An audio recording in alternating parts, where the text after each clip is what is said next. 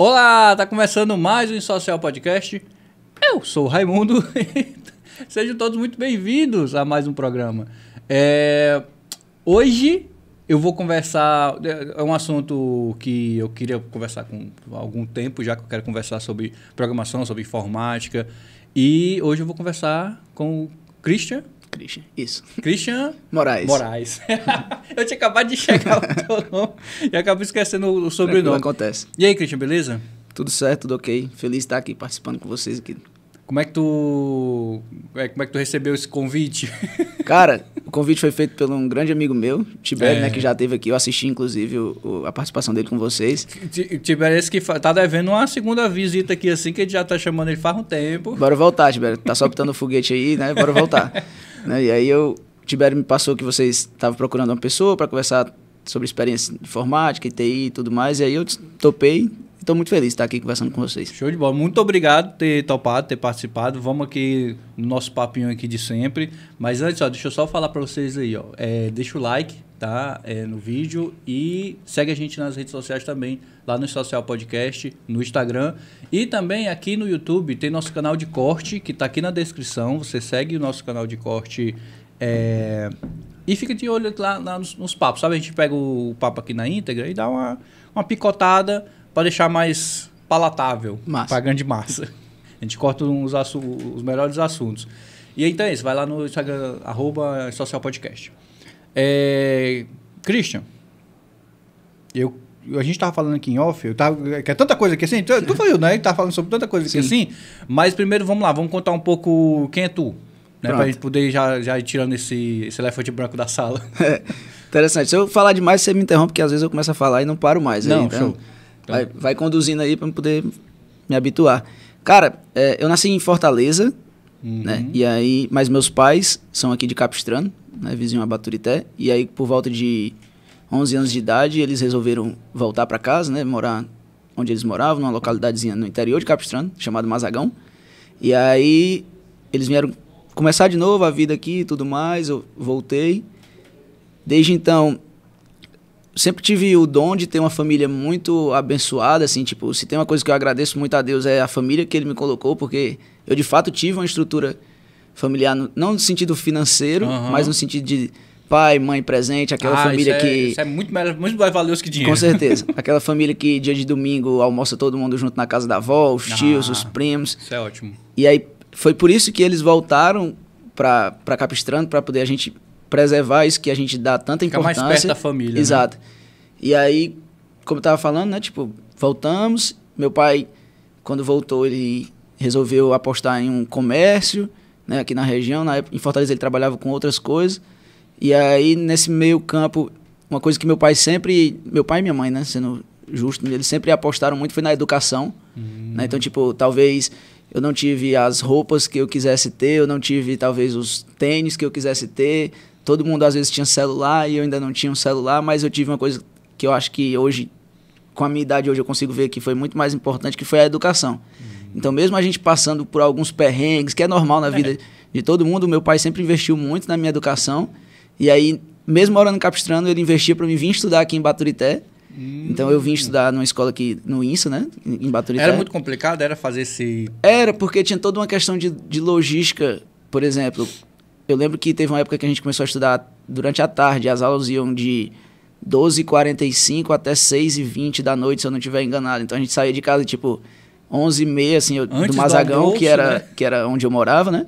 Que eu não morava nem no centro na época de Capistrano, eu morava numa localidade. Então, eu saía de casa por volta de 11h30 para pegar um transporte, para vir para a escola, para terminar 6h20, para voltar, para chegar em casa, tipo, 7h30 da noite. E aí, só que assim, tipo, meu pai e minha mãe sempre deixaram bem claro que o caminho para todo mundo, ou o caminho que a gente tem para vencer é a educação. Tem muita gente que tem outros caminhos, né, que por volta de ter outras possibilidades, mas normalmente a educação é o que ninguém tira de nós. Então, fiz esse trajeto aqui de quase 10, 12 anos, eu acredito, assim, tipo, estudando aqui. Eu achava muito louco, cara, porque na minha adolescência eu via essa era novidade para mim, entendeu? Pessoas de outra cidade vindo estudar aqui em Baturité. Sim, sim. Eu ficava, nossa, a minha ignorância de criança, eu ficava, nossa, por quê? O que está acontecendo? Não tem escola nessa cidade? Porque a minha visão era que toda cidade tinha tudo, entendeu? É porque, querendo ou não, Baturité sempre foi uma cidade mais evoluída no maciço. Sim, e aí, chegavam coisas aqui antes do que chegavam em outras cidades, né? Vou dar um exemplo, tipo, lá na época que a gente estudava, na época que eu estava estudando, Ensino Fundamental 2, por volta disso, em Capistrano, por exemplo, não tinha uma escola particular, digamos assim, nesse segmento. Tanto que meu irmão, que é mais novo que eu, 10, 11 anos mais novo que eu, ele já estudou lá em Capistrano, certo? Já tinha acesso a esse tipo de informação lá mesmo.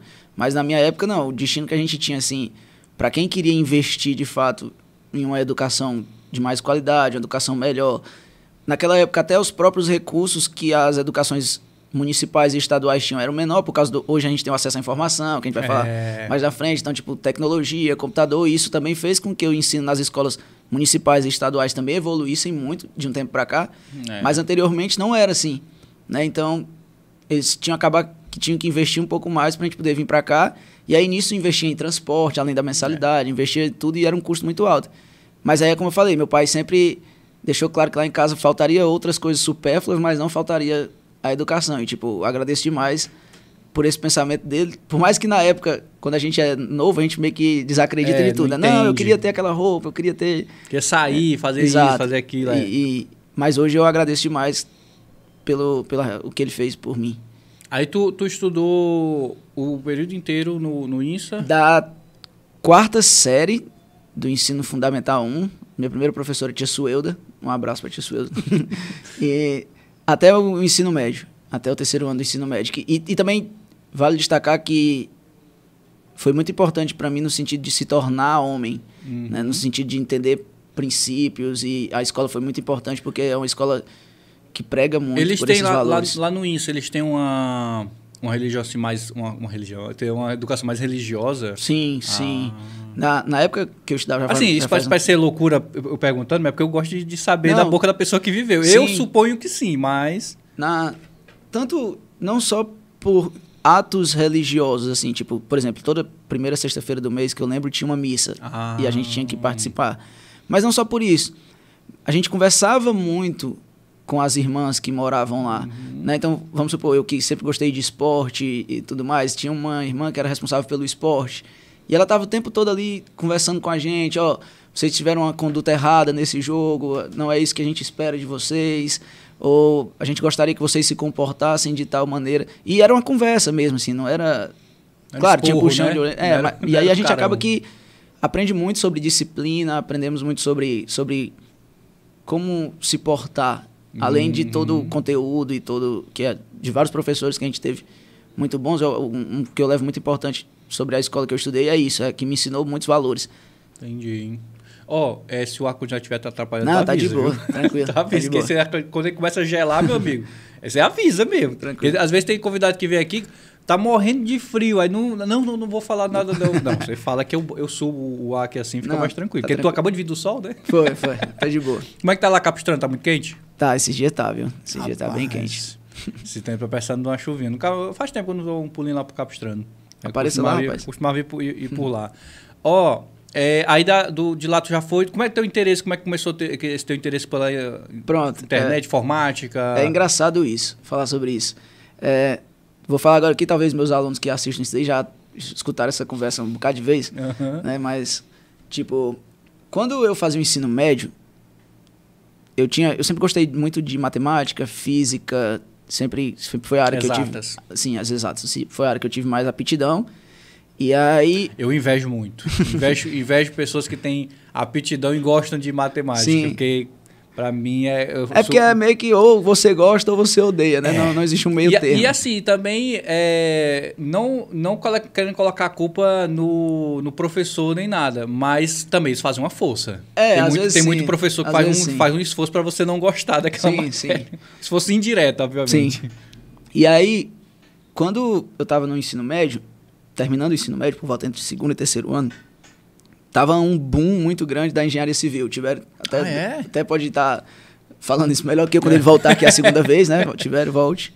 E aí tava um boom da engenharia civil porque tava muito perto daquela época da Copa do Mundo, de Olimpíadas, então o governo estava investindo muito em obras, e tinham poucos engenheiros civis naquela época, e a galera, tipo assim, você brilhava os olhos assim pela engenharia civil, né? Tipo, a galera tanto ganhava bem, como parecia ser um trabalho que eu gostaria de fazer, digamos assim. Então, o meu sonho era fazer engenharia civil. Só que, como eu expliquei, tipo assim, eu não venho de uma família que eu tivesse tantas oportunidades assim. Por exemplo, para mim era inimaginável que a gente tivesse condição de pagar uma faculdade particular. Então, tipo, eu já descartava totalmente essa possibilidade, porque eu sabia que meu pai já tinha investido muito sem poder, porque ele deixava faltar muitas vezes as coisas para eles e tudo mais, para investir na minha educação. E faculdade bem mais cara, eu disse, não, aqui o limite é aqui, né? Então eu vou ter que passar na universidade pública. Tem que tentar um vestibular público. Sim. E aí eu estudei. Quando foi em 2010, foi que eu cheguei no terceiro ano do ensino médio, foi o primeiro Enem que dava vaga na universidade. Até então era as provas, a UFC tinha sua prova, a USP tinha sua prova, enfim. E aí 2010 foi o primeiro Enem, e aí eu fui...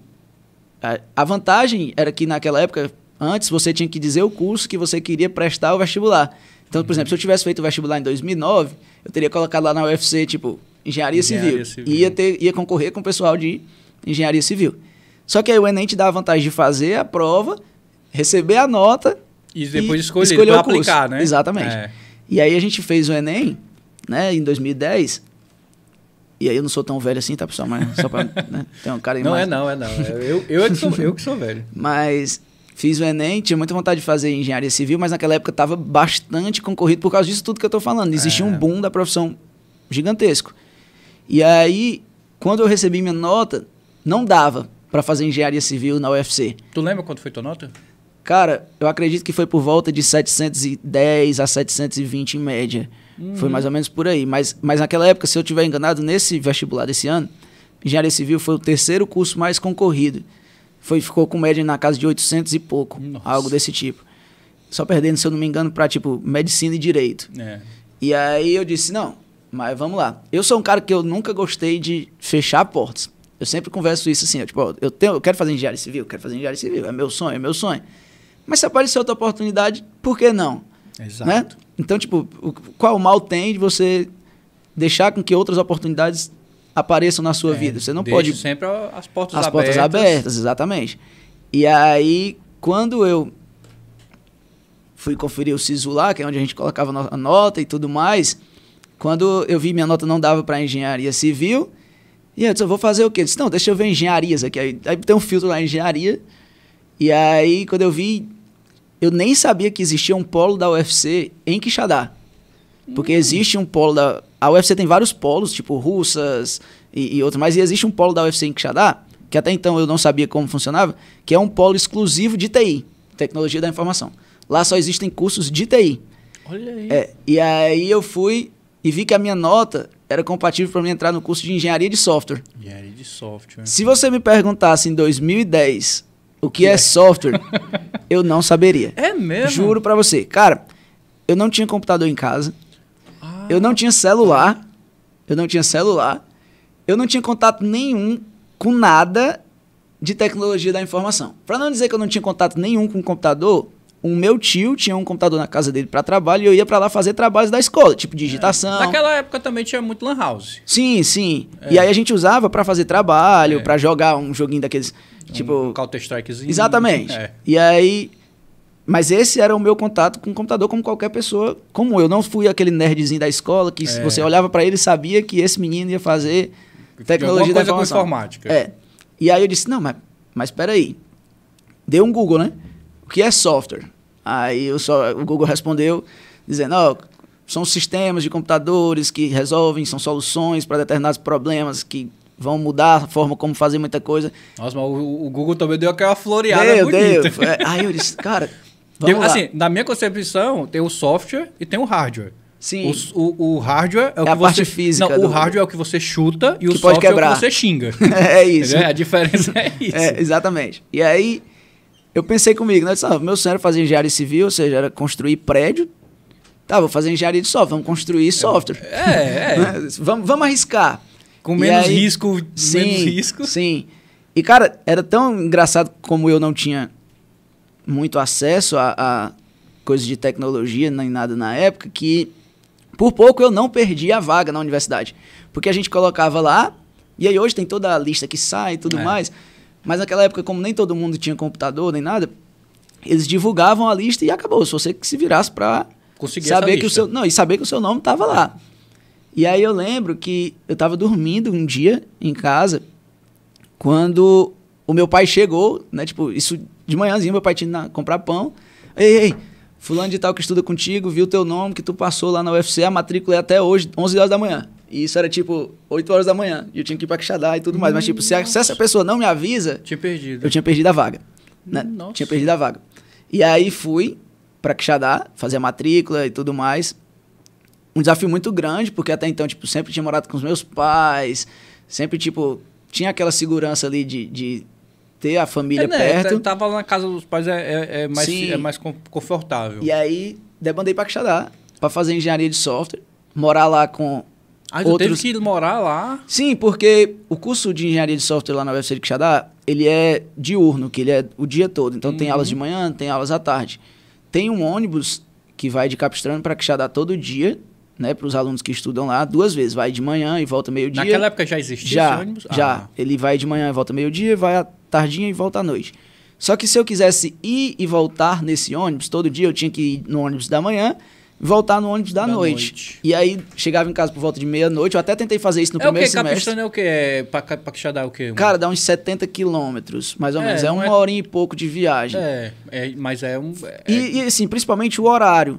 Porque eu acabava chegando em casa... Muito cedo e muito tarde. Eu tinha que sair de casa 5 horas da manhã, por volta de 5 e pouco, e eu só ia chegar em casa quase meia-noite. Porque a aula acabava lá para os alunos que estudavam à noite, 10 horas da noite.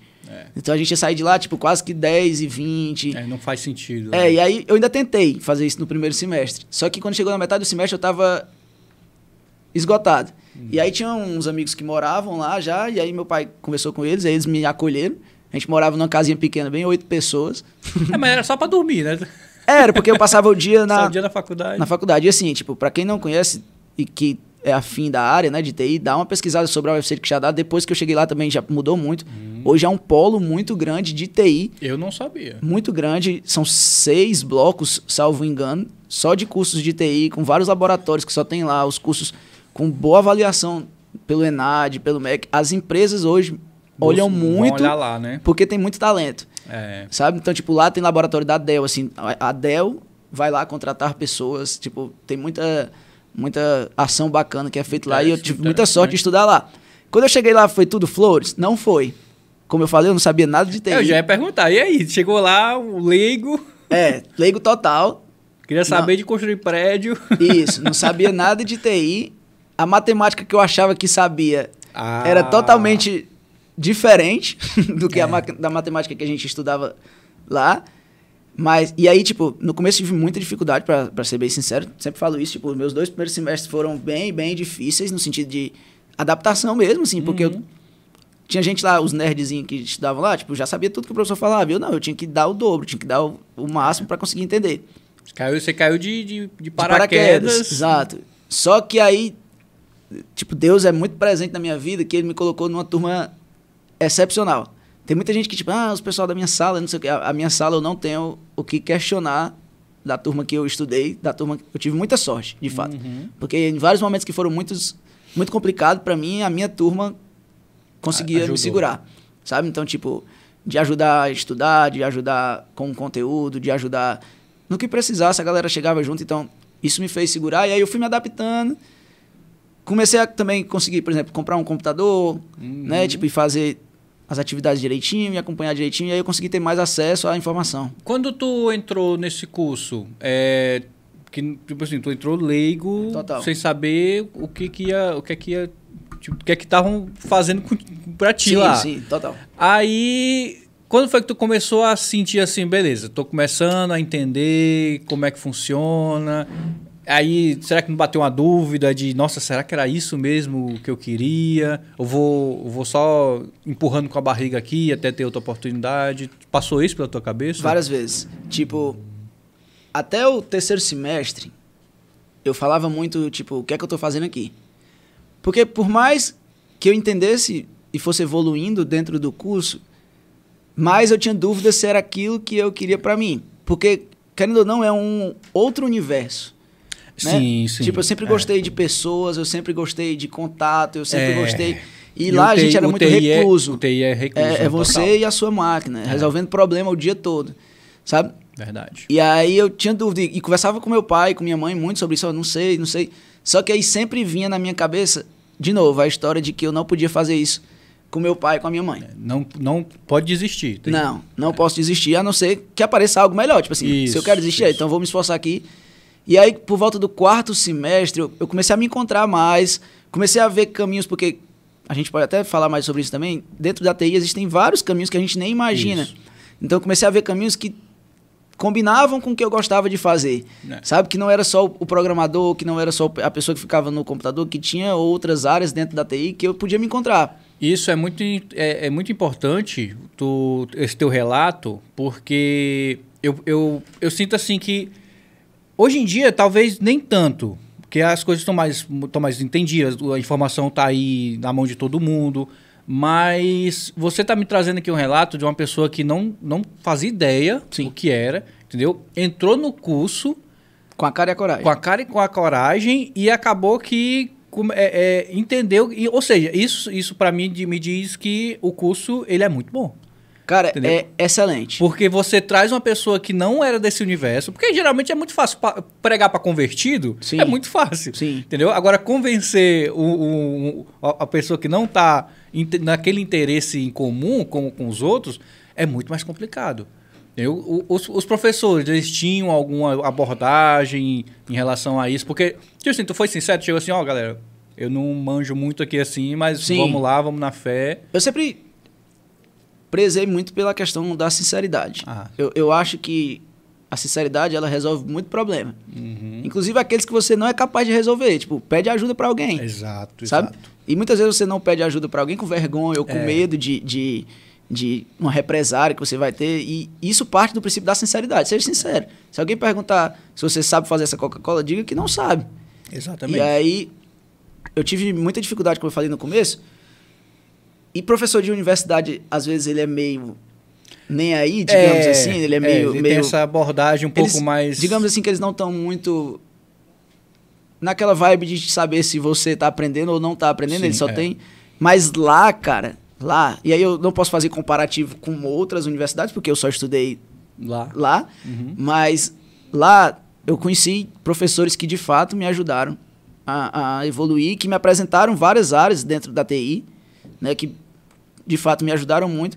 Mas o principal, além dos alunos, né, da minha turma, que era excepcional, eu vou dizer isso para sempre, o curso, ele abrange muita coisa. Uhum. O curso te faz... por mais é difícil porque você tem que estudar muita coisa, mas ele também te diz, ó, você tem essas opções. É meio que uma... é complicado, porque... porque assim, eu ia tentar traçar um paralelo com um clínico geral. Sim. Entendeu? Onde você estuda de tudo um pouco ali o básico para ter uma noção e posteriormente fazer uma especialização, tentar se especializar em alguma área, ou você já pode ir diretamente para aquela área. Sim. Entendeu? E o que você está me dizendo aí é que todo esse curso de engenharia de software, ele tem esse trato ali assim, ó, passa todo esse geral aqui assim, sim, mas também, ó, se você quiser se especializar... até metade do curso, mais ou menos, 50%, você vai estudar meio que tudo. Uhum. Porque as disciplinas vão ser obrigatórias e aquela grade fechada e tudo mais. E aí é nesse momento que você está conhecendo tudo. Uhum. Mas a partir da metade do curso para frente, você tem muito aquela história de escolher as disciplinas optativas que você deseja fazer. E aí você vai escolhendo de acordo com o que você foi gostando. Então, por exemplo, gostei muito de desenvolvimento de web, né, sites. Uhum. Vou fazer essas disciplinas que têm a ver com isso. Gostei muito dessa... aplicativos móveis, vou fazer essas disciplinas que tem a ver com isso. Gostei muito da parte gerencial, da parte de processos, da parte que você tem um poder mais de gestão dentro das empresas e tudo mais. Vou fazer essas disciplinas que tem a ver com isso. Entendi. Então, o curso também te dá a possibilidade de andar de acordo com o caminho que você quer seguir. É importante. Assim, aí vamos passar aqui para a parte do programação. Sim. O que é que lá no curso de engenharia de software, onde é que você chega na parte da programação? Como é que é abordar desse tema? É engraçado porque, tipo, vamos lá, eu cheguei leigo total. Primeiro semestre, tem uma disciplina de programação. Fundamentos de programação. É a disciplina mais temível do primeiro semestre, porque a maioria das pessoas chegam sem muita contato com programação, né? Tipo, que diabo é isso? E aí...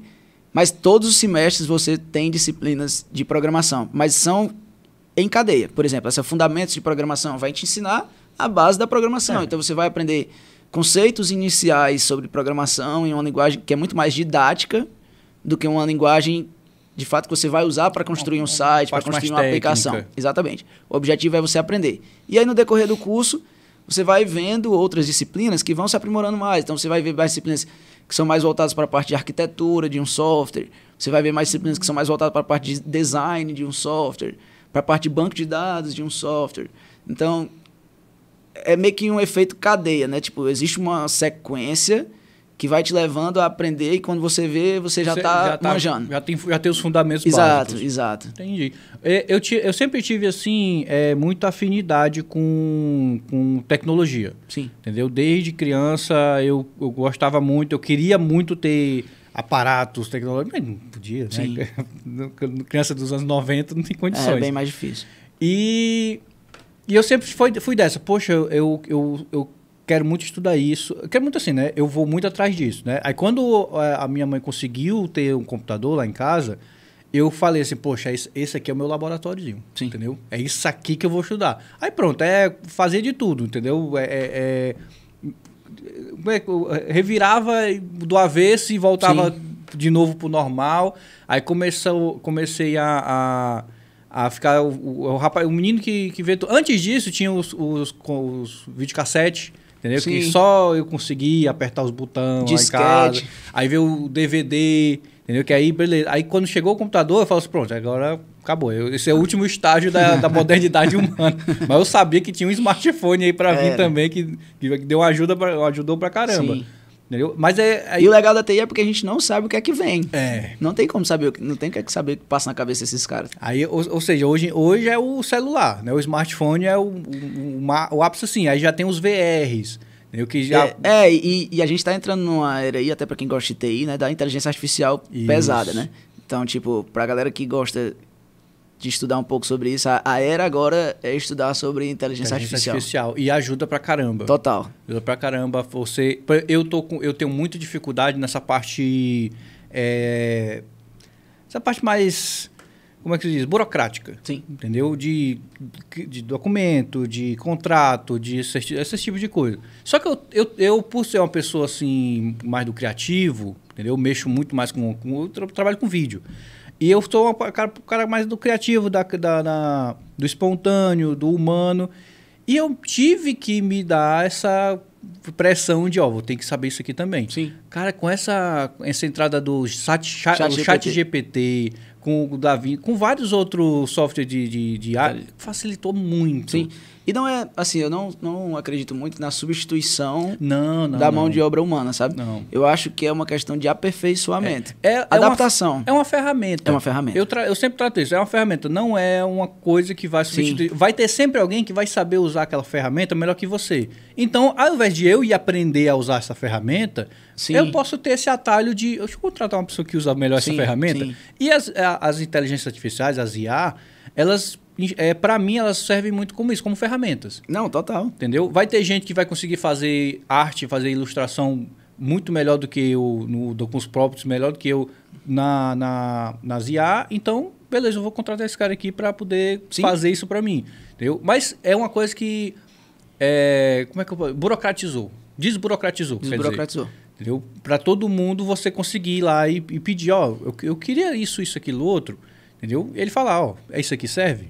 Aí ele, às vezes serve, às vezes você tem que dar uma correção. Assim, para determinadas inteligências artificiais, nada mais é do que a centralização de um conteúdo. Muitos desses conteúdos já existiam ali, ele só está ali para você, num canto só, encontrar. Exatamente. O Google, por exemplo, ele tá fazendo a IA dele, né? Mas o chat dele, mas ele está com aquele dilema de... A IA vai te dar a resposta, sendo que o Google ele é uma empresa que vende anúncio. Não, tipo assim, que vende anúncio. Sim. Aí em vez da pessoa ir lá e pesquisar no Google o que faz isso e isso, Ele vai lá e... ele vai e já entrega a resposta a você, em vez de mostrar um anúncio de um site que pode lhe dar a resposta. Aí ele tá meio que nesse embate. É onde tá tudo, né? Tipo, os modelos de negócio, eles têm que se adaptar ao longo dos anos e do que as coisas foram acontecendo. Por exemplo, quando o próprio Zuckerberg fala isso, quando ele criou a ideia do Facebook, ele jamais imaginou que ele ia monetizar em cima do usuário. Exato. Né? Ele achava que era anúncio e tudo mais. Isso é uma loucura, cara, porque quando isso caiu, na real, assim, que o mercado entendeu que, peraí, então a minha moeda de troca não é informação, não é entretenimento, é o usuário. Os caras ficaram malucos. Os caras falaram, poxa, então é isso. Cria uma plataforma aí, enche de gente e vamos vender o dado dessa galera. Tem uma frase que fala que se você não paga por algo que você está usando é porque você é o produto. Você é o dinheiro. Então é mais ou menos isso. Mas, por exemplo, no caso, só falando sobre o modelo de negócio um pouco, o Zuckerberg, eu acho que ele jamais imaginava, há 10 anos atrás, que ele ia vender um selo de verificação por 40 e poucos reais e a galera ia comprar e ele ia ganhar bilhões de reais com isso. Isso é uma loucura, uma coisa que foi criada para verificar se você é real. Hoje você pode pagar para ser real. Exato. Mas é o que eu estou falando, os modelos de negócio eles se adaptam de acordo com o caminho que as tecnologias vão traçando. Eu me assusto um pouco com isso porque eu entendi que o ser humano ele é muito mais lento, a evolução do ser humano é muito mais lenta, a adaptação do ser humano também, que a tecnologia. E eu sinto que a gente já perdeu esse trilho há muito tempo, entendeu? Acho que desde o smartphone.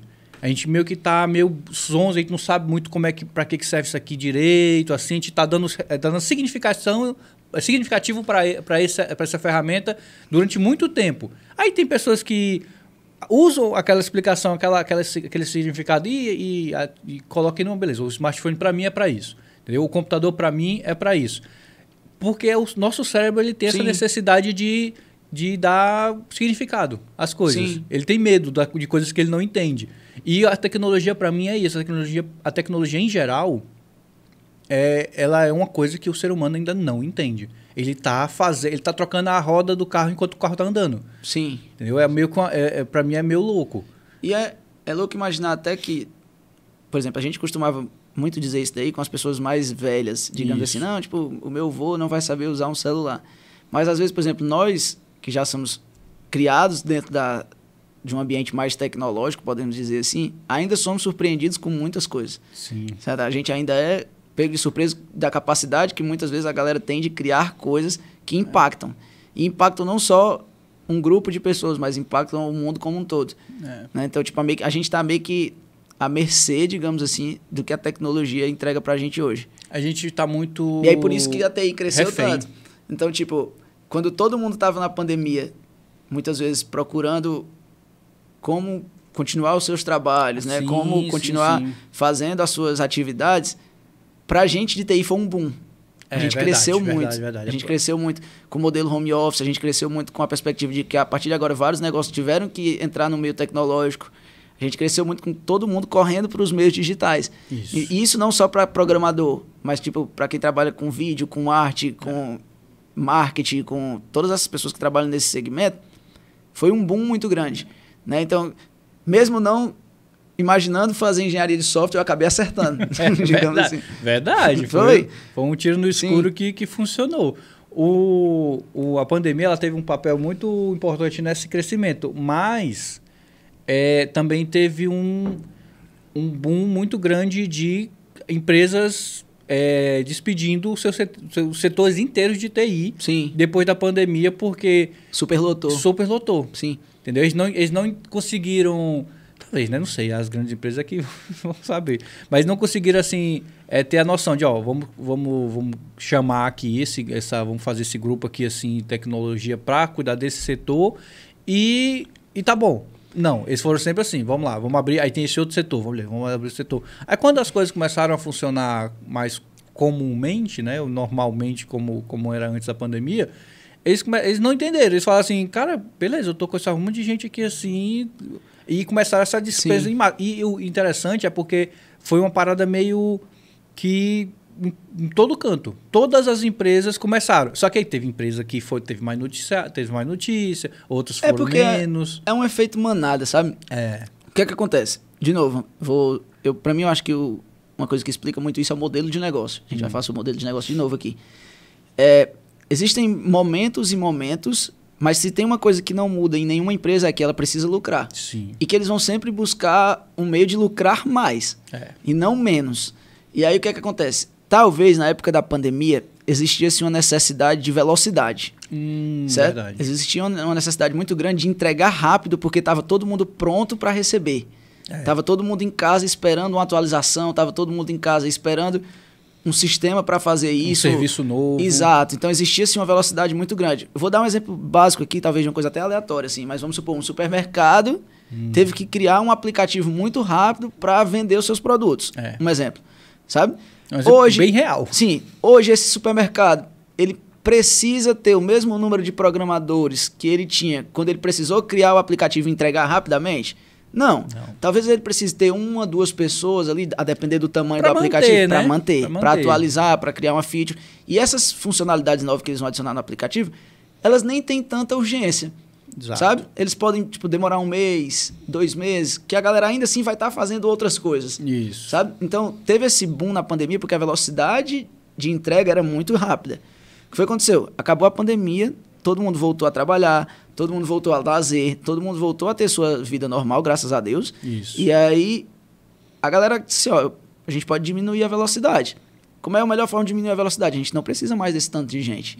E aí, não precisando mais desse tanto de gente, a gente enxuga a folha, a gente vai continuar ganhando aquilo que a gente ganha, só que agora gastando menos.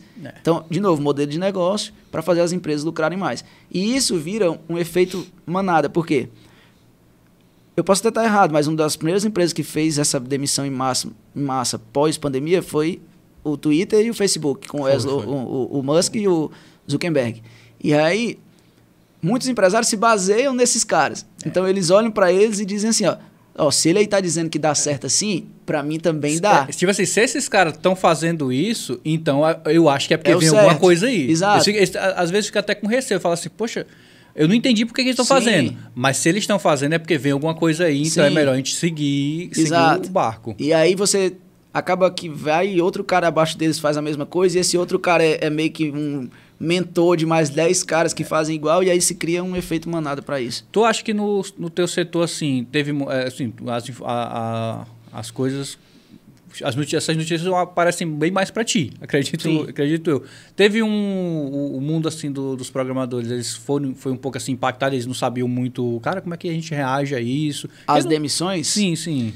Cara, assim, eu costumo dizer que você tem muito questão de posicionamento de mercado, assim, onde você está posicionado, sabe? Eu acho que é a mesma coisa que eu imagino também. Por exemplo, teve um amigo meu que foi demitido por corte de gastos e tudo mais. E, aí agora é a hora que se você for demitido é ruim, digamos assim, porque as empresas não estão contratando, elas estão demitindo, podemos dizer assim. Mas, ao mesmo tempo, teve já outras pessoas que foram contratadas nesse tempo. Exato. Mas por quê? Por oferecer uma mão de obra que aquela empresa precisa. Assim, a oportunidade ela não deixa de existir. Exato. Sabe? A gente está falando, está diminuindo velocidade? Talvez está diminuindo velocidade da galera que é estável. Da galera que já tem aquela receita certa.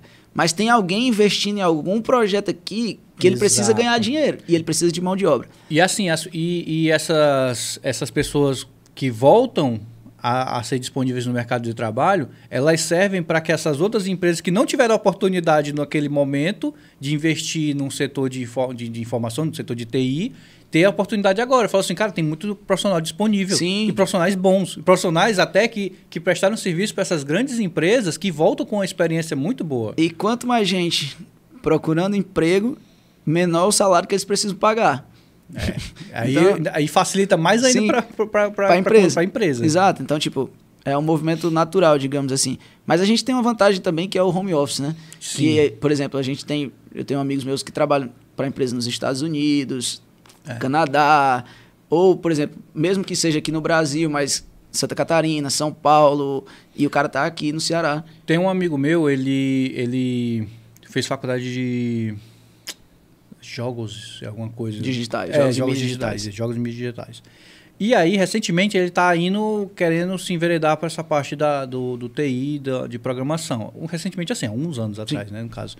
E ele sempre me falou dessas oportunidades, que no meio dos cursos que ele faz, mas sempre tem alguém indo, tipo os olheiros, sabe? Que vão e ficam lá pensando, esse cara aqui tem um bom desempenho, já chama pro time, entendeu? Já vai lá, já vai pescando na base, né? Quando os caras vão lá, o olheiro já vai ficar na base desse no curso, entendeu? Ou seja, e você meio que está disponível para o mercado de trabalho para o mundo. Sim. Se você, obviamente, se você tiver um inglês bacana, aí vai aquela história de você estar pronto. Você precisa estar pronto. Esse meu amigo, até no caso, ele fez inglês também. Ele já tinha um nível bom de inglês, só que ele queria melhorar, né? Porque você vai tratar com pessoas... Que aí você tendo um nível de inglês avançado, você já trata com pessoas de outro país. Sim. Entendeu?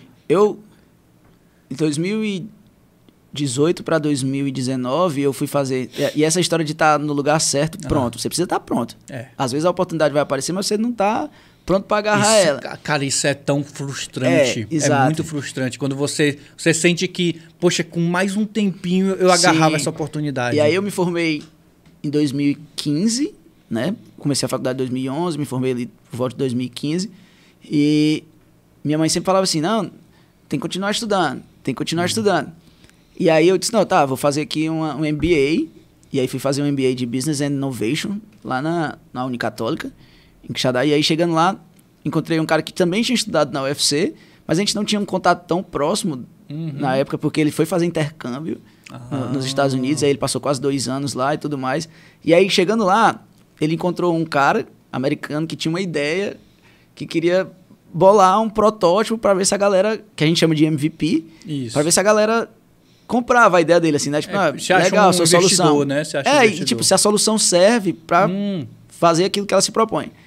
E aí, quando eu comecei esse MBA, tava esse cara lá, e aí a gente começou, tipo, a gente já se conhecia da faculdade, mesmo que não tendo um contato tão grande e tudo mais. Não, vamos fazer aqui os trabalhos juntos. E aí, tipo, naturalmente, sempre naquela perspectiva de fazer o melhor, de, tipo, dar o seu melhor, você não perde por tentar sempre dar o seu melhor. Isso. Né? E aí, eu nem sabia na época que esse cara estava nesse projeto, né, e tudo mais. E aí, na época, eu já trabalhava na escola profissional como professor dos cursos de TI lá. E aí eu falei pro cara assim, mano, eu queria que você fosse dar uma palestra pros meus alunos para falar a sua experiência do intercâmbio e falar como foi que você começou, né, tipo, assim, na área de TI e tudo mais. Aí ele falou assim, mano, vou, mas tem uma condição. Aí eu disse, que condição? Se tu me ajudar aqui no meu projeto. Aí eu falei, sério, bicho? Sério, eu disse, mas se der pra a gente ajustar aqui e tal, eu converso aqui com a escola, a gente ajusta um horário que eu possa fazer isso sem atrapalhar nenhum nem outro, dá de boa. E aí em 2019 eu entrei nesse projeto junto com eles, e aí a gente até hoje, que é a Have Connect, né, que é uma empresa que a maioria das pessoas são brasileiros, né, tipo, nossos programadores, o nosso time de desenvolvimento é daqui do Brasil, a maioria das pessoas estudou na UFC de Quixadá, mas a gente presta serviço para uma empresa que o produto dela é vendido nos Estados Unidos. Né? Então, tipo, a gente tem... Have Connect. Então, a gente tem o nosso CEO é de lá, né? E aí ele vende o aplicativo lá, vende o nosso serviço lá para empresas... Qual serviço, só pode dizer? É um aplicativo para empresas do âmbito agrícola, né? São para fazendas. E as fazendas lá são gigantescas. Cara, isso é muito interessante, porque a gente pensa que... o ramo de software, negócios é só para aplicativo de celular. Né? O leigo, geralmente, ele pensa isso. Nossa, eu tenho que fazer um aplicativo para bombar no celular. Não. Cara, tem muita coisa, tem muito nicho. Tem. Um nicho que eu caiu uma ficha um tempo desse atrás, conversando com esse meu amigo, né, que faz, é o Marinaldo. Oi, Marinaldo, tudo bem? Conversando com ele, me caiu essa ficha de que para você ter um mercado mercantil, você tem que ter um sistema. Um PDV. E esse sistema, ele meio que é muito importante pro mercado funcionar. Ele precisa, na verdade, de manutenções. Ele é obrigatório. Exato. O mercado que não tem, ele não está de acordo com alguma coisa. E olha, isso é o software. Sim. Isso é engenharia de software aplicada Sim. ao mundo real, e você vê isso todo dia. Mas eu nunca tinha me tocado de pensar assim, nossa, existe esse mercado também, e é um mercado gigantesco. Gigantesco. E aí lá a gente produz, é um aplicativo e uma plataforma web, né? que a galera controla todas as atividades que acontecem dentro da produção de uma fazenda, e as fazendas elas são absurdamente gigantescas, e que tem uma outra parada também que são muito fiscalizadas, né? Tipo, elas precisam cumprir várias regras e passar por várias inspeções, que o sistema ajuda tudo isso. Mas é isso que você tá falando. Tipo, eu tava pronto, né? Tipo, agradeço muito a oportunidade, mas eu tava lá, na hora certa e tipo, pronto pra agarrar, que nem eu falei no começo, né? Não vamos fechar as portas. E agarrou. Nada. E tá lá até hoje, tipo, de novo, né? Valeu aí pela oportunidade. É uma experiência muito bacana, que a gente evolui todo dia e tal, do conforto da nossa casa. Exato. Sabe? É muito louco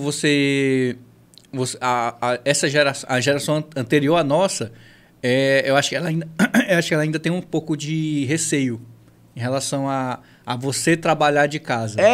A nossa ainda, eu acho que ainda tem um pouco assim de... Nossa, como é que funciona? A gente ainda tem muito de dúvida. Eu vou trabalhar do lado da minha cama. Além de receio, eles não entendem muito como é que funciona. Tipo, por exemplo, às vezes eu tô lá numa reunião, na minha sala, assim, e aí chega meu pai, ei, tu pode ir ali na rua ali comprar alguma coisa pra mim? Eu tô trabalhando aqui. É isso mesmo. Não, mas depois tu vê isso daí, mano. Não, pai, aqui é sério, cara. É isso mesmo. Mas assim, hoje ele já entende no começo, mas ele já entende bem mais. Mas, de novo, cara, é muito legal, assim, você ter essa...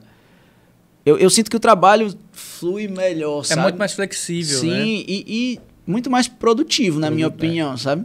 A Heavy Connect, ela já era remota até antes da pandemia. Tipo, a gente sempre trabalhou remoto, o nosso time sempre trabalhou do conforto na sua casa. E, tipo, muito bacana que todo mundo consegue entregar isso. Existe muito de uma mentalidade que é o funcionário... Alguns funcionários precisam estar no ambiente de trabalho. E eu acredito nisso também. Sim, eu acredito que tem muita gente que produz mais, que é muito mais produtivo no ambiente corporativo, ali onde você tem colegas. Que o ambiente lhe proporciona a responsabilidade. Isso. Mas tem gente que não. Tem gente que realmente... Agora sim, né? Vamos lá. Deixa eu concluir. Tem gente que se acha mais produtivo trabalhando em home office. Mas assim, vamos lá. Às vezes a pessoa, ela opta por uma coisa pelo simples... como é que diz? Não é prazer. É mais... Comodidade? Comodidade, entendeu? E ela acaba não sendo tão produtiva. Sim. Eu vou trabalhar de home office. Mas você produz, você entrega estando em home office. Será que você toma os devidos cuidados na sua casa para que você tenha aquele momento de trabalho? É importante. Tipo assim, uma coisa que é essencial... é você ter seu espaço de trabalho. É essencial. Tipo, você não pode trabalhar na cozinha, você não pode trabalhar desconfortável, porque é o seu trabalho. Exato. Né? Então, o primeiro passo é você levar a sério o seu trabalho. Essa questão de entrega ou não entrega também é responsabilidade da empresa. Isso. Assim, tipo, eu trabalho muito com essa parte também hoje de acompanhar o time, de acompanhar as métricas e exatamente fazer muito disso. Mas é também em função nossa, enquanto... quem está gerenciando ali o processo, tentar entender por que aquele cara não entrega. Tentar entender por que ele não está conseguindo ser produtivo. Então, tipo, será que a solução é, de fato, voltar para o escritório, perder, sei lá, vamos supor, óbvio que a gente está falando aqui do interior, mas numa cidade grande, perder 1 hora de trânsito todo dia eu acho tudo mais. Que isso é um grande agravante para a pessoa opte pelo home office, mesmo não estando preparado. No caso, a nossa empresa, ela se propõe até a dar ajuda de custo para quem trabalha home office, para você montar o seu próprio escritório. Então, tipo, eles dão ferramentas para você comprar um monitor legal, para você comprar uma cadeira bacana, porque você vai precisar ficar sentado bastante parte do tempo, para você investir no seu ambiente de trabalho. Aí o que é que entra? É você que tem que criar o seu ambiente. Né? Você não pode querer fazer isso banalizado no meio da cozinha, quando está todo mundo cozinhando, os meninos correndo dentro de casa, aí de fato você não vai entregar porque você não vai se concentrar. E muitas vezes algumas pessoas até falam, cara, tira de dentro do quarto. Sai de dentro do quarto, porque o quarto ele vai olhar para a cama, vai ter aquele conforto. É o que eu tô falando, vai de cada um. Nem todo mundo tem a disciplina, né? Sim, vai de cada um. Eu costumo dizer assim que, tipo, se eu fosse falar uma palavra dessa minha trajetória toda, assim, que sempre andou comigo, se chama responsabilidade. Tipo, se eu for pegar todas as partes de que eu falei aqui hoje, por exemplo, na escola, tu era o melhor aluno? Não era, não. Eu não era aquele aluno que sentava na frente, que fazia todas as atividades que o professor pedia. Não, eu era brincalhão, gostava de jogar bola, gostava de tirar piada e tudo mais. Mas existia uma parada chamada responsabilidade. Você entregava. Eu fazia o que tinha que ser feito. Sabe? Quando eu cheguei na faculdade, tinha vontade de desistir, não entendi um bocado de coisa, mas eu tinha responsabilidade pelo aquilo ali. A mesma coisa vale pro meu trabalho hoje. Meu trabalho hoje, tipo assim, eu poderia muito bem pegar, entre aspas, produzir pouco, ou trabalhar menos. Tem muita gente que usa o home office como desculpa pra, sei lá, tipo, tô fazendo alguma coisa aqui e vai fazer outra coisa, sabe? E aí, mas aí entra a palavra responsabilidade. Quando é o seu nome que tá em jogo, quando é o seu nome que tá escrito na parada, você tem que ter responsabilidade, sabe? Fazer o que tem que ser feito, mano. Eu acho que é muito disso, sabe? Se é no quarto, tem pessoas que vão produzir melhor no quarto, mesmo do lado da cama? Tem. Tem pessoas que precisam sair? Pois saia. Mas tenha responsabilidade com aquilo que você se propõe a fazer. Eu prego muito essa palavra. A parte do programador, né? Assim, o técnico de TI em geral, nessa área de engenharia de software, ela tem muita versatilidade, né? Como você até mesmo falou, tem muitas áreas que você pode ir. Qual assim, eu queria só entender assim por cima, com algumas áreas que dá pra gente listar aqui. Cara, são inúmeras. Eu vou listar aqui talvez algumas mais famosas, ou que seja mais fácil vocês encontrarem, assim, alguém que trabalha com isso, ou alguma informação na internet. A gente tem, por exemplo, programador. Né? E aí, existe programador de vários tipos. Tá? Assim, existem várias linguagens de programação. Para determinados objetivos diferentes. Tá? Mas, resumindo, a gente tem, por exemplo, programador back-end e programador front-end. O que é que significa isso, Cris? Programador back-end é aquela galera que trabalha mais com dados. Análise de dados, banco de dados, cria arquitetura da aplicação e tudo mais. O programador front-end, ele já estuda mais questões de design, de montar a interface que o usuário vai ver. É tipo assim, o back-end ele é o engenheiro e o front-end ele é o arquiteto. Ele vai tentar deixar bonito exatamente a estrutura. E aí eu tô falando aqui bem superficialmente. Eu falando muito mais superficialmente ainda. Você vê o exemplo que eu dei. Mas aí a gente tem, por exemplo, também os designers, né? Que hoje são extremamente importantes por conta da usabilidade das aplicações. Tá? Então, vou dar um exemplo, voltar para a RevConnect, né? RevConnect, dando aqui, fazendo marketing. Né? Mas, tipo, voltando para a RevConnect, o nosso aplicativo, por exemplo, ele é muito usado pela pessoa no campo.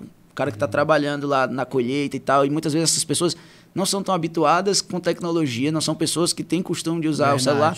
Ou que até a luminosidade do sol, quando bate no celular, atrapalha. Então, por exemplo, os nossos designers se preocupam com as cores dos botões. Os nossos designers se preocupam com as posições dos elementos, os tamanhos dos textos. Então, tipo, o design hoje ele é muito importante dentro e o design, me tira essa dúvida. O design, ele precisa ser um programador?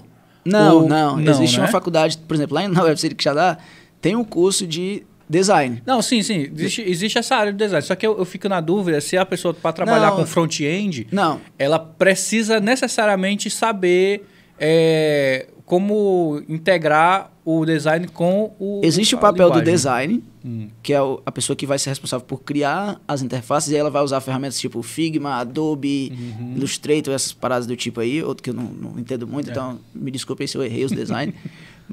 E aí ele vai criar esse material e vai passar para os programadores front-end. Os programadores front-end, eles vão receber esse material e vão reproduzir. Entendi. Reproduzir como? Criando os códigos que são responsáveis por criar aqueles elementos. Entendi. Falando de novo, bem superficialmente. E o front-end ele vai ter esse problema de pegar o design, aí ele vai entender aquele design ali, como vai traduzir ele em programação para ligar com o back-end. Que aí vai tudo funcionar. Sim. Por isso precisa de muita gente, cara. Fazendo isso. Não, e aqui só são 3, mas, por exemplo, lá eu também faço parte do time de qualidade.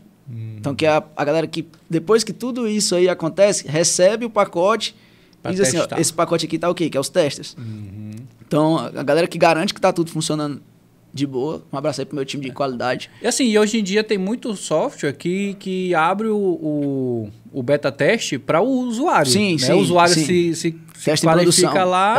Isso é meio que uma roubadinha. O risco. E é tipo assim, é uma roubadinha da empresa, porque, beleza, eu vou pagar aqui um time para liberar o programa assim, o software nos trinks. Não. Libera aqui uma parcela aqui para os usuários que assinarem o termo de vou testar o software. Sim. E eles vão reportar alguns erros, a gente vai usar aquele banco de dados, corrigir. Às vezes eles conseguem atingir uma interessante. massa que eles não conseguiriam montar um time para ir. Sei lá, eu quero testar aqui com 1000 pessoas. Exato. E aí, tipo assim, isso é interessante. Sim. E aí, além disso, também tem toda a parte gerencial. Então, a gente tem analistas, que são as pessoas responsáveis por criar a ideia do software. Então, tipo assim, você deu o exemplo, por exemplo, do software do mercantil. Alguém teve que escrever esse software. Escrever como? Perguntar o que é que tem que ter, estudar as leis que regem aquele âmbito, que é a pessoa que cria toda a regra de negócio do software, sabe? Então, tem esse cara, ele é tão importante porque é ele que vai dizer a forma como o cliente espera daquele software, sabe? Então, se ele errar, o efeito manada do erro é geral. Porque o programador back-end não vai no mercantil saber se... ele vai fazer o que esse cara falou. Ele vai fazer exatamente o que o cara mandou. E tem a galera que trabalha com gerenciamento, né? Que são os gerentes de time, os líderes de time, que eles são responsáveis por controlar a demanda que chega, são responsáveis por gerenciar o trabalho do time, dividir as atividades e tudo mais. De novo, estou falando bem por cima aqui, as mais conhecidas. Assim, quando na tua aula lá na escola técnica, tu abrange essa área? O curso ele é dividido em disciplinas, e aí tem várias disciplinas de todas essas coisas que a gente conversou aqui. Cada uma dessas partes aí tem uma disciplinazinha que fala sobre isso, que mostra um pouco sobre esse front-end, sobre essa parte de análise, sobre um pouquinho de back-end, banco de dados. Só que é um curso técnico, né? Então eles não vão estudar isso tipo afinco, mas eles já saem de lá com capacidade de procurar uma vaga no mercado. Sai.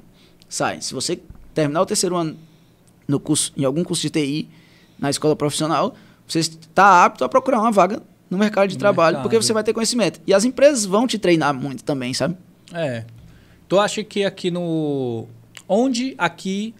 interior, que vamos falar aqui em região do Maciço, né, cidade de Capistrano, tem mais espaço para isso? Ou não tem? Porque na minha visão, não tem. Mas aí você tem uma visão... Espaço para o profissional. Para trabalho? E sim. Cara, se a gente for levar para o âmbito de desenvolvimento de software, tem que ser o empreendedorismo.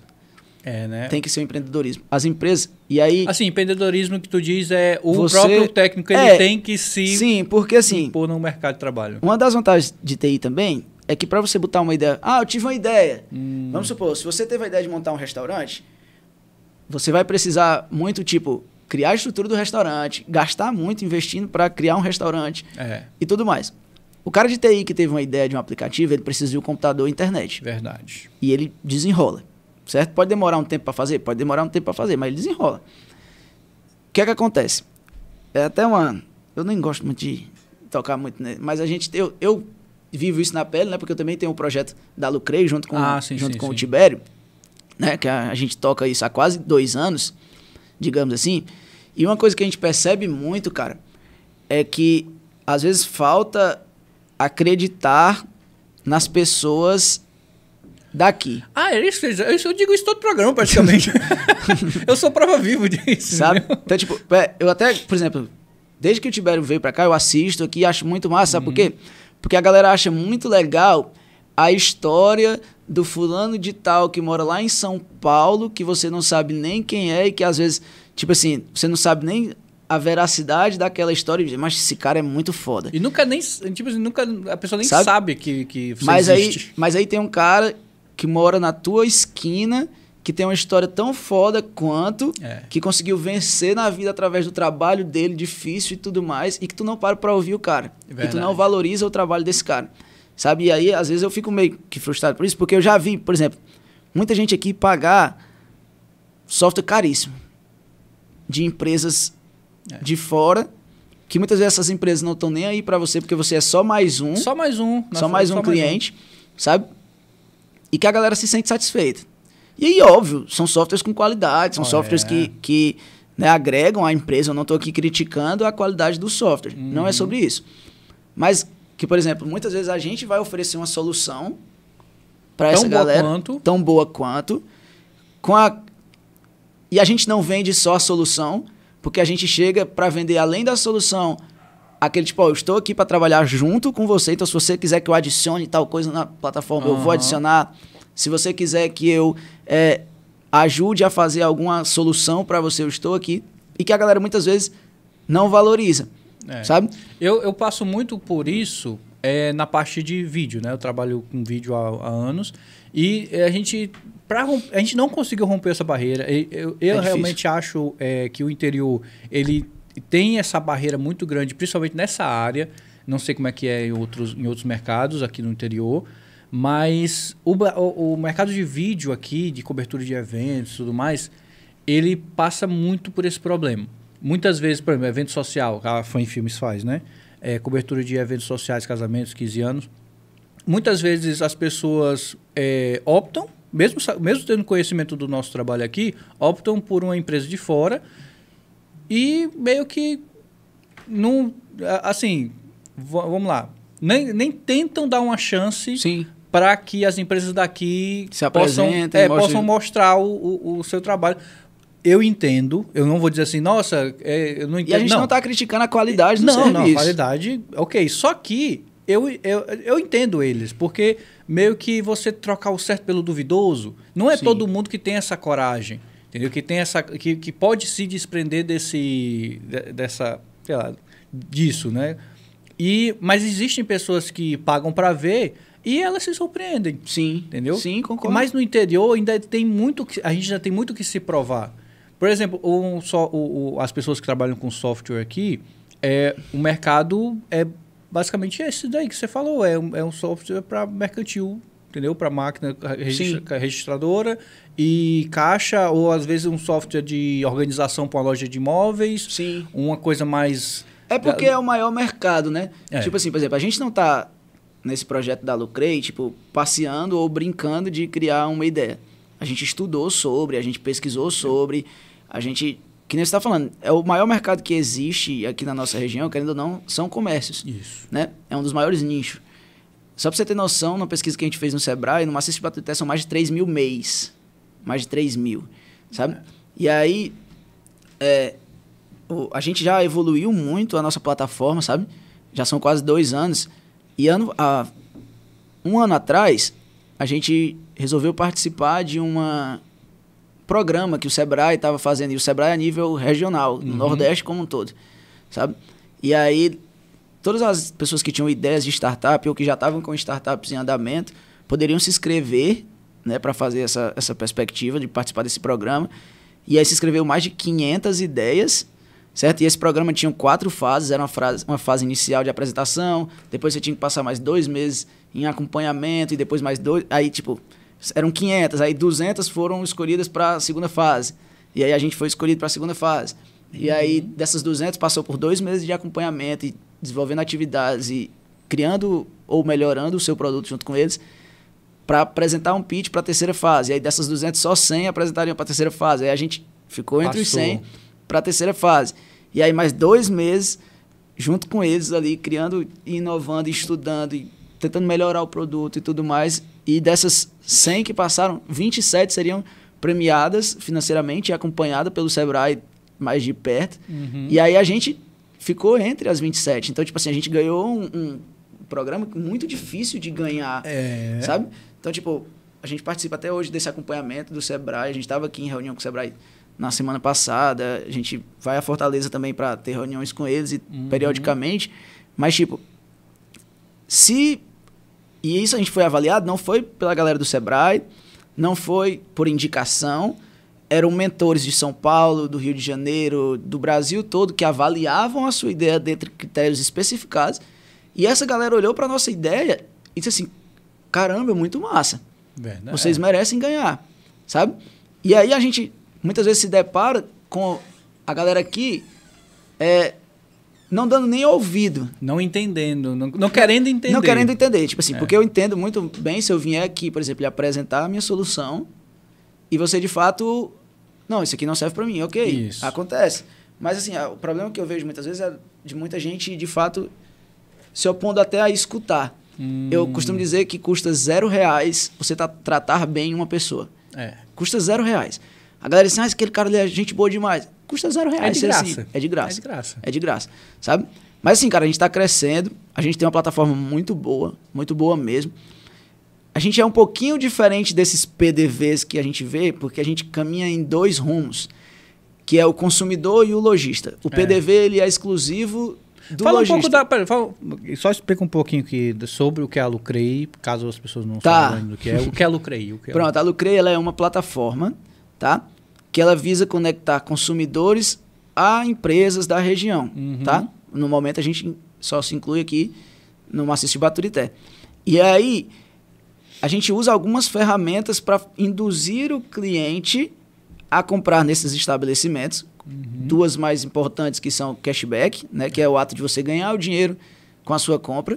Então, quando você vai lá e compra numa empresa parceira e tem a sua compra cadastrada na plataforma, você ganha seu cashback. Ou uma outra maneira, tipo, você comprou em algum supermercado ou algo que lhe deu uma notinha fiscal. Você chega lá, bota a foto da notinha fiscal. E tem o cashback. E já ganha o cashback daquilo.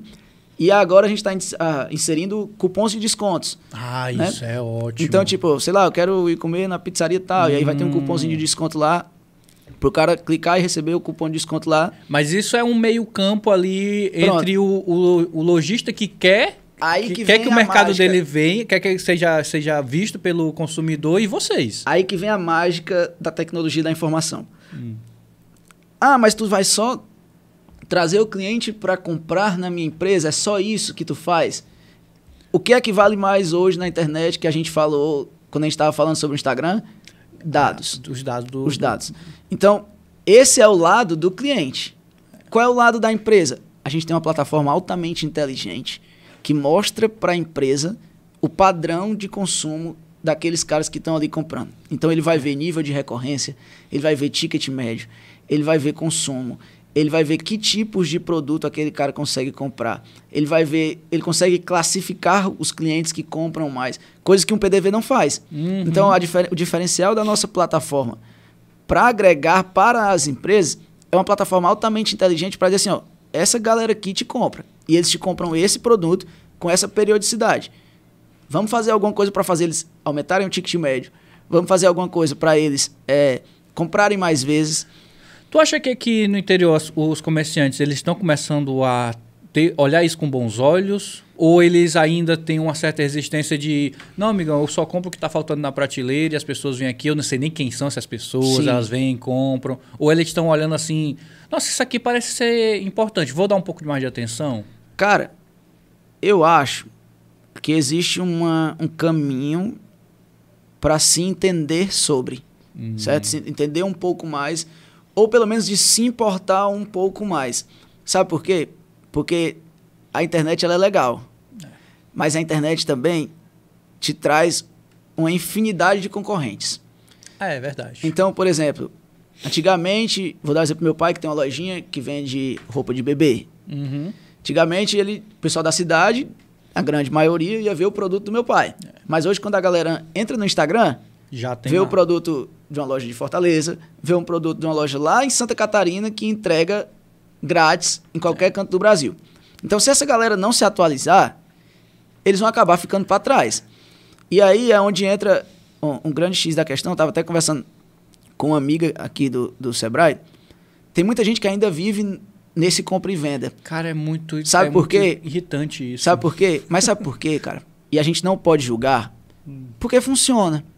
Não, funciona. Funciona por quê? Porque aqui tem carnê, tem crediário, Sim. Entendeu? Funciona. E assim, a pessoa... Assim, vamos lá. Mas assim, eu digo por experiência própria, quantas vezes eu não deixei de comprar uma televisão aqui, entendeu? Porque ela custava o dobro do preço do Mercado Livre, entendeu? E às vezes não é nem só sobre preço, sabe? Às vezes é sobre Eu preferia comprar aqui. E às vezes é sobre eles estarem no local certo, na hora certa, te anunciando do jeito certo ou conquistando o cliente do jeito certo. Exato. Sabe?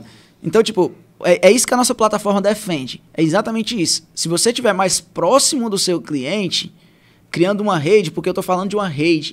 Eu estou falando que é o cara da padaria, que é o cara da pizzaria, que é o cara da farmácia, que é o cara do supermercado. E que se o cliente se acostumar a usar a nossa plataforma, ele vai comprar em todos. Eu tenho um relato aqui, vamos falar de gordice, viu, Carla? Vou usar você de exemplo aqui assim.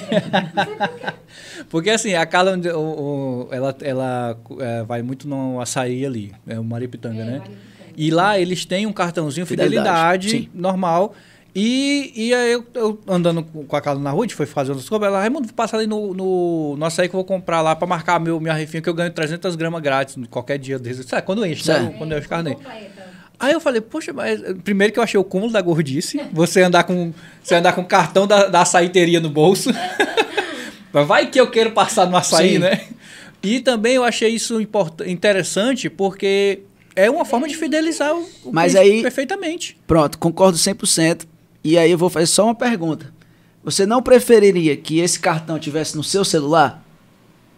Sim. É isso que a Lucrei faz. Exatamente. É isso que a Lucrei faz. Tá andando, né? Porque Exato, já hoje, você... muitas coisas eu já resolvo pelo celular. E a gente perde o cartão, Isso. sabe? Ah, eu tirei da carteira, fui ajeitar minha carteira, perdi o cartão. Ou às vezes não tá com E cartão vou dizer o principal. passa perto e fala, Já não vou aconteceu, comprar. eu não tá com cartão e tem que comprar. E vou dizer o principal. Até agora eu só estou falando sobre o seu problema, certo? Sobre o seu problema. Qual a informação... É o Maripitanga, né? É. Qual a informação a Maripitanga tem sobre você? Através de um papel. Eles sabem quantas vezes você comprou lá? Eles sabem quantas vezes falta para você preencher o cartão? Não. Ele tem alguma informação de recorrência? Porque você pode ter demorado 1 mês para preencher o cartão, mas você pode ter demorado 1 ano. Tem cliente que demora 1 mês, tem cliente que demora mais. Eles sabem alguma coisa sobre isso? Não. É isso que a Lucrei faz. Muitas vezes ele pode olhar assim, pode, faltam 2 vezes para que ela vou feche. oferecer, Vou fazer promoção. uma oferta para ela vir logo, É. sabe? Ou então, tipo, o nível de recorrência dessa pessoa é 1 vez no mês. Vamos testar aqui, disparar um anúncio para essa pessoa para ver se ela consegue aumentar para 2. Ou então, um exemplo, o teu ticket médio, quando tu vai comprar um açaí, é de, sei lá, R$20. Não, mas... Passa um pouco, né? Mas vamos colocar R$20. Tá vamos vindo colocar para fechar R$20. a conta. Como é que eu poderia fazer para aumentar o teu ticket médio para 25? Vou adicionar uma coisa nova no produto, eu vou te dar uma promoção para tu levar alguma coisa extra, aquela história tipo, comprar água, sabe? Ou então que nem alguma coisa que te faça comprar 25, porque às vezes tu tá comprando 20, mas tu tá disponível para comprar 25, só precisa ter a oferta certa, sabe? E aí o que é que acontece? Isso é dado, isso é informação, e é uma informação que o papel não te dá, sabe? O papel não te diz isso daí, e a nossa plataforma faz isso. Então, Maripitanga, vamos falar com a Lucrei aí. A gente entrega para as empresas essa estrutura de dados para eles entenderem o perfil do cliente. É diferente totalmente de um PDV. Um PDV que assim, você só registra o estoque. Mas assim, e às vezes... eu vou fazer o advogado do diabo e você vai me corrigir. O PDV hoje em dia ele tem aquela exigência, né? Aquele mas é exigente. do CPF.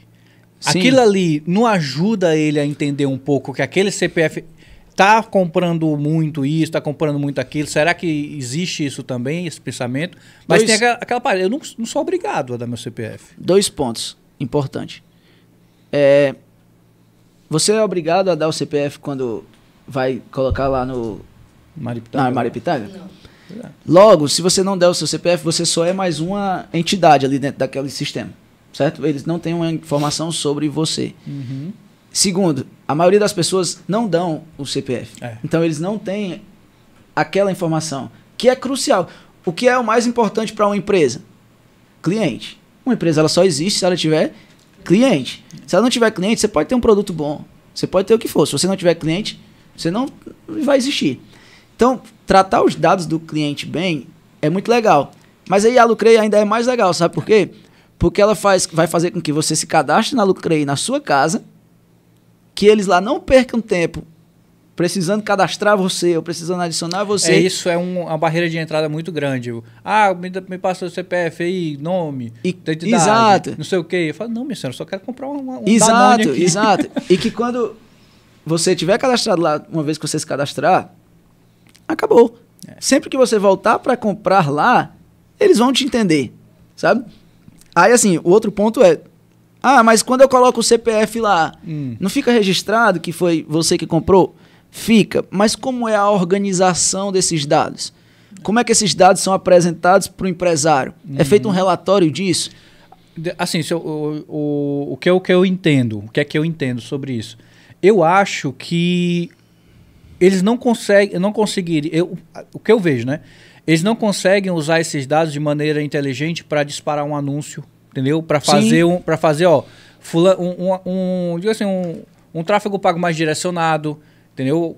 Cara, eu não vejo isso acontecendo. Você receber uma notificação do celular do Casa Grande dizendo assim, nova promoção veio comprar, tá mais barato, e você recebeu aquilo porque você é uma cliente que compra muito aquele Sim. produto. Eu não vejo isso. Eu acho muito massa o tráfego pago, sabe? Uhum. Acho muito massa os caras...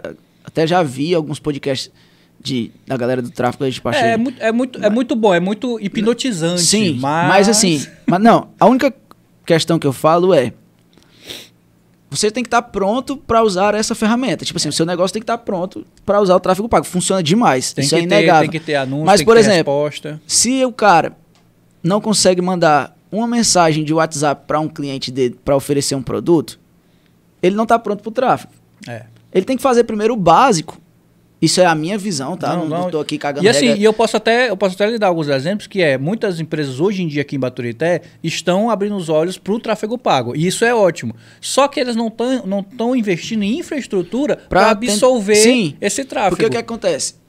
Vai acabar que você vai gastar, e aí de novo, eu não tô cagando regra aqui, certo? Mas o que eu já vi muitas empresas fazer é investir em tráfego, gastar e dizer assim, não me retornou ninguém. Às vezes até retornou e tu não sabe. Não soube absorver. Tá entendendo? Tu não tem informação sobre aquilo, tu não consegue entender de onde aquele cara veio, sabe?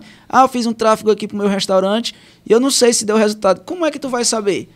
Porque pra tu saber, tu tinha que ter algo que me disse. Exato. Uma oferta que tu fez. Até hoje, vamos meter na conversa de vocês. Tem uma loja aqui em Baturité que tá com esse negócio de tráfego pago. E passou umas sandálias e eu gostei de uma. Mandei uma mensagem perguntando o valor. Até hoje tô pra esperar. Não adianta, é exatamente isso. É o que eu falo, além o tráfego, eu abri no Instagram, era direto. Aí sabe o que é que vai acontecer? Muitas vezes o empresário ou a empresária vai falar assim, isso não funciona. E o rapaz do tráfego tá fazendo o trabalho dele. Isso. Tá entendendo? Ele tá fazendo o trabalho dele bem feito. Você foi atingida pelo tráfego. Só que o que é que adianta ter o tráfego se não vai ter ninguém para responder lá? Quando eu falo que a empresa não está investindo em como absorver o cliente quando ele vem do tráfego pago, é exatamente isso. Muitas vezes a pessoa que responde o WhatsApp que tá embedado lá com o anúncio, ela é uma pessoa que faz multitarefas dentro da empresa. Sim. Aí não tem aquele momento de, você vai responder, você é vendedora de WhatsApp. Sim. E isso vai ter que mudar, entendeu? As pessoas vão ter que começar a colocar. Porque quem fizer vai ganhar. Exato. E aí, na hora que alguém estiver ganhando, as outras pessoas vão ter que fazer, sabe? E aí, só voltando lá no começo da pergunta lá que você falou, que era a questão de se a gente achava que se eu acho que as pessoas estão prontas. Né? Tipo, a gente se depara com muita galera, uma galera muito grande que, tipo, entende a ideia, entende a importância de tal, mas que muitas vezes não sabe o operacional disso, e aí é importante nós educarmos essas pessoas. Mas a gente ainda tem muita gente que vive naquela de tipo, vou em Fortaleza, compro essa Coca-Cola aqui por R$2, chego aqui e vendo por R$3,50, no próximo mês eu volto em Fortaleza, compro essa Coca-Cola aqui por R$2 e vendo por R$3,50, e esse ciclo vicioso paga as minhas contas, e eu consigo viver. Estava até conversando sobre isso. Essa galera precisa ser educada. Essa galera precisa entender que eles podem mais, sabe? E se todo mundo se ajudar, e aí, de novo, mas aí tu tá querendo vender a Lucrei para todo mundo. Não, a Lucrei ela é uma rede. A Lucrei só terá sucesso se toda essa galera que tiver aqui tiver sucesso. E se todo mundo pensar assim, vamos crescer, vamos fazer uma, sei lá, mesmo que não exista Lucrei, vamos fazer aqui uma oferta em collab. Tipo, eu tenho, sei lá, uma loja de sapatos, mas eu queria fazer aqui uma oferta junto com outra amiga minha que tem uma lojinha de maquiagem, sabe? Vamos fazer uma proposta em collab aqui, para quem comprou aqui tem 10% de desconto lá, quem comprou lá tem 10% de desconto aqui. Se a galera começar a entender... A Lucrei é a plataforma para isso. Exato. Para viabilizar esse tipo de negociação. E eu não tô cagando aqui que, tipo, você tem que usar a Lucrei para isso. Mas uma coisa eu falo com certeza, você tem que atualizar o seu negócio. Você tem que entender melhor o seu cliente, porque hoje é muito comum, por exemplo, a gente compra algo, sei lá, no Mercado Livre, na Amazon da vida, no outro dia tá na nossa casa. Então eu não tenho mais necessidade, por exemplo, antigamente era muito comum o pessoal sair de Capistrano e vir para Baturité para comprar. Sabe o que é que eu tô fazendo hoje para shampoo, essas coisas assim? Comprando na Amazon. Na Amazon, porque demora 2 dias para chegar. E tipo assim, é uma compra que eu olho lá, tá acabando o shampoo, já boto no carrinho lá, desodorante, vai chegar antes de acabar. Aí chega, tipo, 2 dias, 3 dias depois, com frete grátis, e eu não preciso sair de casa. Exato. Mas, aí maravilhoso. Mas aí é onde entra a história. Tipo, porque você foi induzido a isso. Eu acho que quando o delivery ele teve uma oportunidade muito grande de se expandir agora na pandemia, mas eu sinto que as pessoas perderam um pouco isso. Entendeu? Que é delivery de pequenas unidades. Sim. Muitas vezes você poderia ter uma linha direta com o cliente, como eu, por exemplo, eu quero só um shampoo. Entendeu? Eu quero um shampoo. Qual é o custo de um mercantil vir marcar uma data? Não precisa ser imediato também, eu não estou pedindo isso. Entendeu? Igual quando eu compro na Amazon, no Mercado Livre, eu também não recebo imediatamente. Entendeu? Qual é o custo do mercantil? Tem lá. Beleza, o cliente tal, com dado tal, que ele compra de tanto tempo essa mesma marca de shampoo, entendeu? Vamos perguntar se ele está querendo agora, se está precisando desse shampoo agora. Porque muitas vezes, não tô não, mas manda. Quando tiver um é o que eu tô falando da história de aumentar o ticket, né? Exatamente. Quando tiver um delivery passando por aqui, deixa aqui um shampoo e um sabonete, umas coisas assim. Cara, e assim, se você for induzido a comprar de uma forma e se sentir bem ao comprar daquele jeito, na próxima vez que você for comprar, você vai querer comprar de novo. Então, tipo assim, se você tá me dizendo que comprou na Amazon e agora tem esse costume de comprar, é porque deu certo da primeira vez, você se sentiu satisfeito e comprou. Se você tivesse comprado, por exemplo, no mercantil a primeira vez e eles tivessem feito isso, você estaria falando aqui outra coisa. Toda vida que eu compro naquele mercantil, eles dão um jeito de mandar deixar lá em casa. Sabe? Então, assim, isso é a importância de entender o cliente. Tudo induz, tudo caminha para o cliente ser o centro da atenção. Tudo, o modelo de negócio que a gente falou aqui várias vezes, tem que ter lá no centro o cliente, o sucesso do cliente. Mas, Cristian, tu acha que isso é falta de dinheiro da grande rede ou meio que é falta de material humano, recursos humanos? Qual é que tu acha que é a mentalidade? Eu não vou nem botar mentalidade no jogo aqui, assim, vamos dizer que todo mundo está aberto a isso. Tu acha que vai ser a pior parte da entrada nesse mundo? É nessa parte dos recursos humanos, para gerenciar toda essa como é que chama?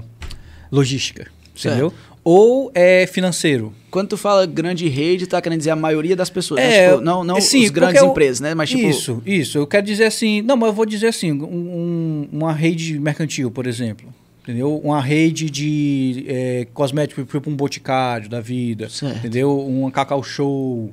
Eu digo assim, elas existem aqui na cidade, entendeu? Por que elas não trouxeram essa mentalidade? Vamos lá, eu vou de novo dar a minha opinião. Claro. Né? Eu não posso chegar aqui e dizer o que é e o que não é, porque quem deve saber é eles. Tirando essa parte da mentalidade, e que eu acho que isso não é nem tão presente nessas empresas desse tipo que você falou, porque se a gente for pegar, por exemplo, o empresário da Boticário, ele é um dos caras mais conceituados, né, que existe no país como um todo. Né? É um grupo muito forte, digamos assim. Mas, tipo, eu acho... A primeira coisa que eu diria é outras prioridades. Sabe? Acho que eles têm outras prioridades.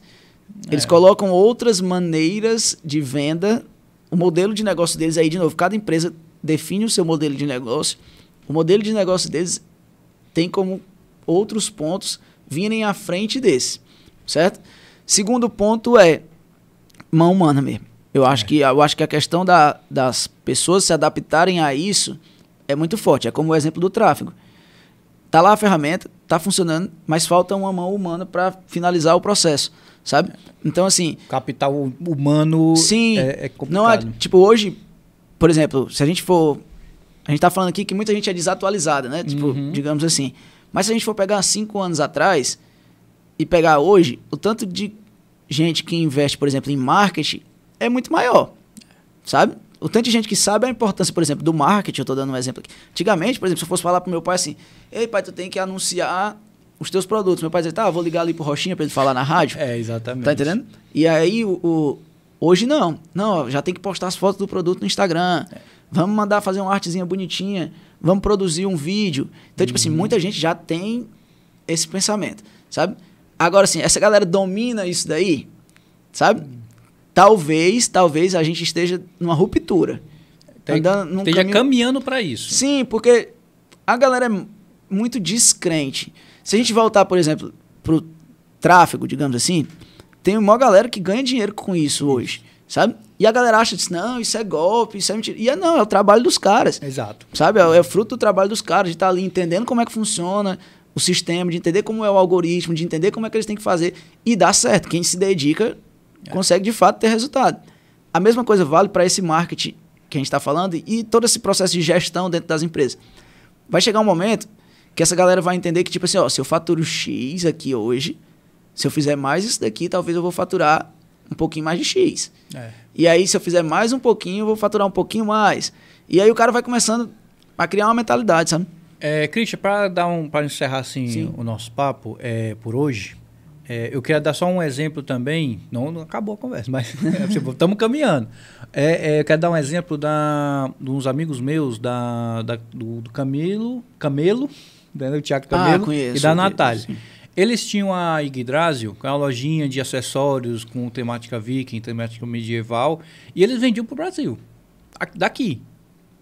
Entendeu? E eu fico pensando, poxa, uma grande... Vamos nem dizer uma grande loja, mas uma loja de roupas, sapatos assim, que ela tem essa visão também, ela poderia estar vendendo para o Brasil. Por que não vende? Sim. Entendeu? É realmente essa mentalidade de compro aqui, vendo ali e tá bom. E pegando o exemplo da farmácia Camelo, assim, eu não conheço pessoalmente os donos lá, assim, só de vista e de comprar lá, né? Tipo, também gosto de comprar lá. Mas vai dentro disso que a gente está conversando aqui. É um cara que tem uma mentalidade diferenciada e que pegou um mais do mesmo, digamos assim, ele tinha um nicho altamente igual, vamos supor assim, farmácia. Farmácia vende remédio. E o cara conseguiu revolucionar e tem resultados diferentes. Exato. Então, tipo assim, talvez outras farmácias olhem e digam assim, ó, esse cara tá fazendo alguma coisa de diferente. Que é isso que a gente tá falando. Que ele tá olhando para coisas que a galera não tá olhando. Sabe? Então, assim, tipo... E aí eu volto lá no começo da história, que é, tipo assim, é muito engraçado, porque a gente tem mania de dizer assim, fulano de tal, da empresa tal, é muito foda. Mas, às vezes, um cara desse é muito foda. Sabe? Porque um cara desse aqui, numa cidade que a gente imagina que muitas vezes não tem abertura para tal, consegue desenrolar uma parada que é diferente de tudo. Certo? Do comum. É ter a visão. E, assim, a visão é que o cliente, ele... Muitas vezes ele quer um atendimento personalizado. Sim, com certeza. Entendeu? Ele quer saber... Cara, ele quer que a loja saiba o que é que ele foi procurar. Ele só quer se sentir importante. Exato. Isso pega muito o cliente. O cliente quer se sentir importante. Sabe por quê? Lembrar qual foi a última compra, se deu certo. É ali que ele está depositando o dinheiro dele. Traz muito o entendimento de... Nossa, eu sou tão bem quisto aqui, por que eu vou comprar em outro canto? É exatamente isso. Se lá me tratam tão bem. E para isso você precisa entender o cliente. E nada melhor do que os dados do Exatamente. cliente. Porque não tem... Assim, se você tiver uma boa memória, né? Para fazer isso tudo de cabeça, aí tudo bem. Mas ter na frente do computador ali, você digitar o nome da pessoa e entender todo o perfil dela no seu estabelecimento, eu acredito que seja bem melhor. Christian, cara, valeu pelo papo. Muito bom mesmo. Até me surpreendi comigo mesmo, falei demais. Eu falei assim, o cara tá dizendo aqui que não... Olha, falou pra caramba aí, foi muito bom, falou direitinho. Tá convidado pra vir de novo, viu? Vamos ver se você arrasta seu amigo Tibério aí. Dá pra fazer os dois juntos. A gente fala um pouco mais da Lucrei. Na hora, combinado. A gente traz aqui pra falar um pouco mais sobre isso, porque eu gosto muito de ver coisas que eu só via lá fora. E aqui no interior é importante ver, e também é importante ver o feedback desses empreendedores com o produto que eles estão trazendo de fora, né? A ideia que eles estão trazendo de fora. Deixa as tuas redes sociais aí pro pessoal, ou da tua marca e pronto, que tu né? quiser. Tipo, meu Instagram é Christian Moraes, né? Um nomezinho um pouquinho afrescalhado, CHRISTYN. Tá aqui na descrição, viu? Se vocês quiserem saber. E aí tem o Instagram da Lucrei também, que se você quiser saber mais como é que funciona, sem compromisso, quiser marcar só uma visita pra gente ir lá e apresentar um pouco como é que funciona a nossa plataforma, as vantagens que você vai ter, só chamar lá que a gente vai... Ouviu, Maria Pitanga? Que a gente vai estar marcando para visitar vocês e apresentar, né? A gente já tá bem robusta, é uma plataforma que já tá bem também grande. Às vezes tem muito disso, o medo de... Nossa, é só uma coisinha que começou agora, não sei o quê. Não, você já vem investindo já há 2 anos, né, no mercado. Sim. E com parcerias importantes, como o do Sebrae, que investiu na nossa ideia também. Exato. Né? Então, tipo, passou 1 ano apostando na gente. E só para dar os créditos também, né, que eu falei, o arroba da Heavy Connect Brasil, que é a empresa na qual eu faço parte também no cenário de programação, para aquelas pessoas que desejam entender um pouquinho mais do nosso produto, entender um pouquinho mais como a gente trabalha lá, tem falando sobre os funcionários, tem falando sobre nossa rotina de trabalho. E aí vocês podem seguir lá, se você tem pretensão de entrar na área, um dia mandar seu currículo, quem sabe. É bom saber onde é que tá ali, né? Dá uma chamada lá, segue a gente, fica vendo também como é que a gente trabalha lá. Que aí você vai entender um pouco do nosso home office com responsabilidade. Isso, muito bom. Pois, Christian, muito obrigado de novo, cara, por ter batido. Porque assim, eu tava com muita vontade de conversar sobre isso. Ainda bem que a gente lhe achou aí. Não, muito top, mano. Pra conversar. Seja bem-vindo a voltar aqui quando você quiser. Vou lançar coisa nova, traz pra cá que a gente conversa. E pra você que assistiu até agora, muito obrigado também, cara. Você foi um ótimo ouvinte, um ótimo espectador pro nosso papo. E vou pedir só uma coisinha mais pra você. Se inscreve no canal, tá? Se você não for inscrito. E se você veio aqui pelo Christian, você segue a gente lá no Instagram também, @insocialpodcast, e deixa o like, tá bom? Então é isso. Até semana que vem. Eu não tenho mais nada para falar. Então, tchau, tchau.